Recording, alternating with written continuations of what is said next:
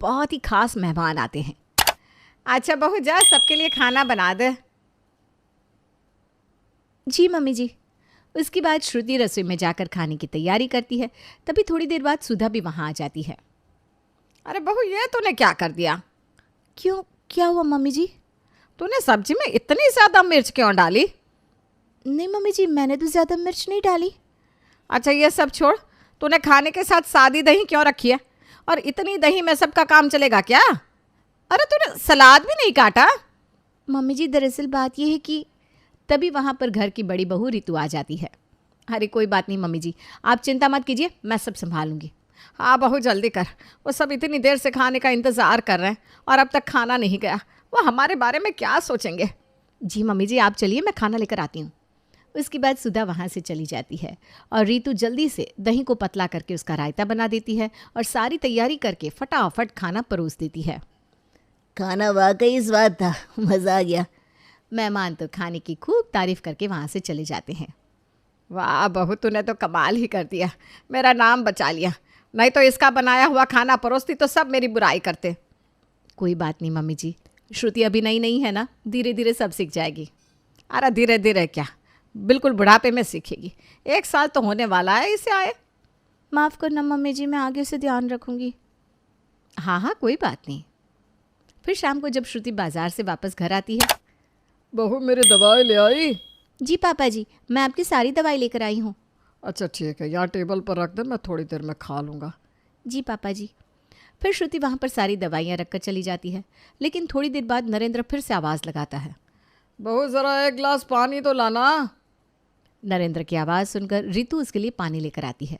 लीजिए पापा जी। बेटा ला, मुझे मेरी दवाई भी दे दे। फिर रितु जैसे ही नरेंद्र को उसकी दवाइयाँ देती है।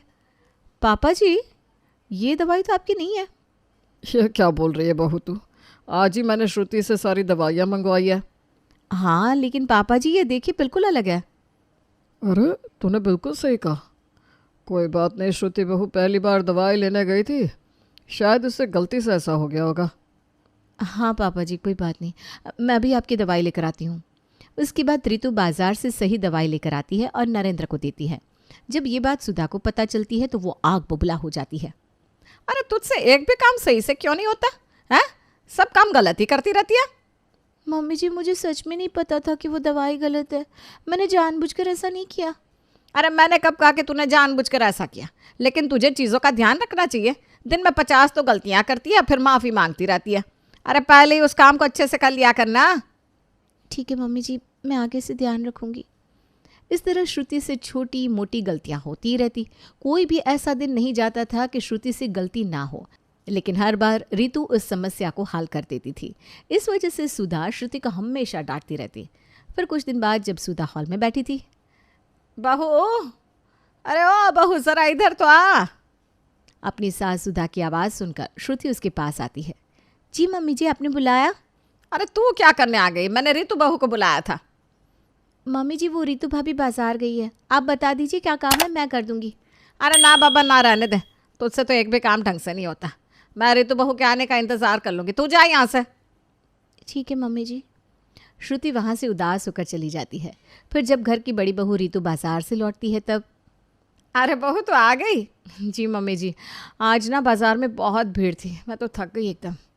कोई बात नहीं बहू, तू आराम से बैठ, फिर मुझे ना तुझसे एक ज़रूरी काम भी है। जी बोलिए ना मम्मी जी। मैं एक सोने की अंगूठी खरीदना चाहती हूँ, तो मेरे साथ चलेगी? अरे मम्मी जी, नेकी और पूछ पूछ। तो ठीक है, तू साथ होगी तो मुझे डरने की कोई बात नहीं, वरना अकेले तो मैं ऐसा कुछ लेने ही ना जाऊँ। मम्मी जी, मेरे होते हुए किस बात की चिंता? सही कहा बहू तूने, तो सारे काम कितने अच्छे से संभाल लेती है। फिर अगले दिन सुधा और रितु दोनों सुनार की दुकान पर जाते हैं और वहाँ से सोने की अंगूठी खरीद कर घर वापस आते हैं। क्या बात है, आज तो बहुत खुश दिखाई दे रही हो। खुश कैसे ना हो, मैंने आज सोने की अंगूठी खरीदी। यह सही है, तो मैं तो खुश होना ही था, पैसे तो मेरे गए हैं। अरे इसमें मुझे बहुत बड़ा फ़ायदा हुआ है। कैसा फ़ायदा? रितु बहू ने पूरे 2000 की बचत करवा दी। अच्छा, वो कैसे? अरे वो सुनार रितु का जानकार था, जिसकी वजह से उसने हमारे 2000 रुपये कम कर दिए। चलो कोई बात नहीं, ये तो बहुत अच्छी बात है। हमारी रितु बहू है ही समझदार। सही कहा आपने।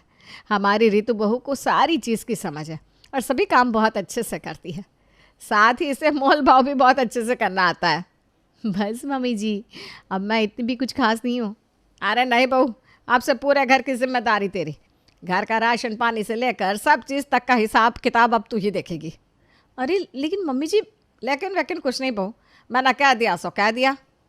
ठीक है मम्मी जी, आप चिंता मत कीजिए, मैं अपनी जिम्मेदारी बहुत अच्छे से संभालूंगी। अरे वो तो मैं अच्छे से जानती हूँ।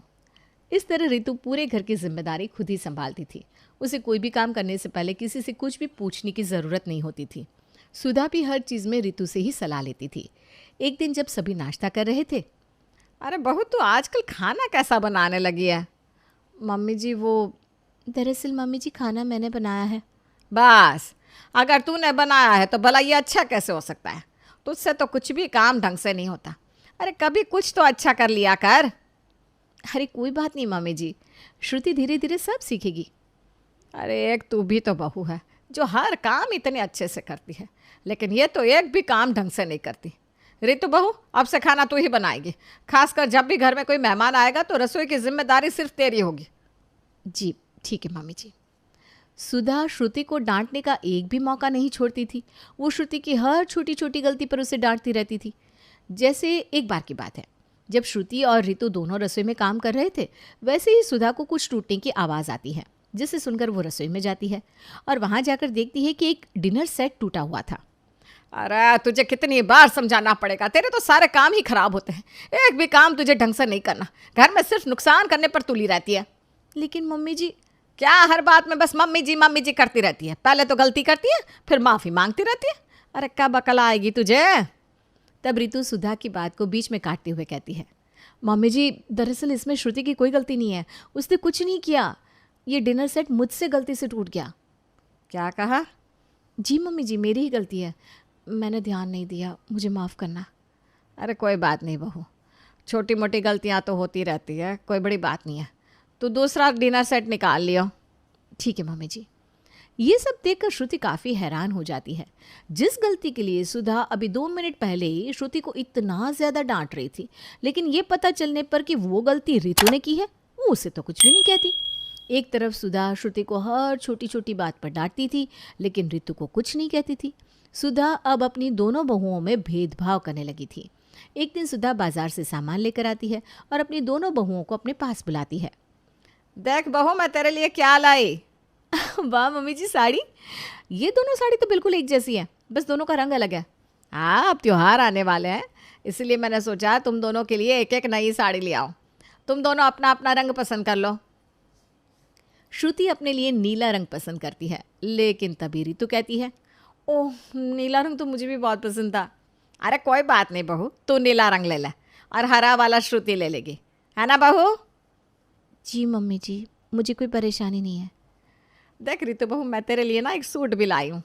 वाह मम्मी जी, ये तो बहुत ही अच्छा है ना? तुझे पसंद आया ना? हाँ मम्मी जी, बहुत। अच्छा श्रुति बहू, जा हमारे लिए एक एक कप कड़क चाय बना कर ला। जी मम्मी जी। उसके बाद श्रुति उन दोनों के लिए चाय बनाकर लाती है और उन्हें चाय देने के बाद वापस अपने कमरे में चली जाती है।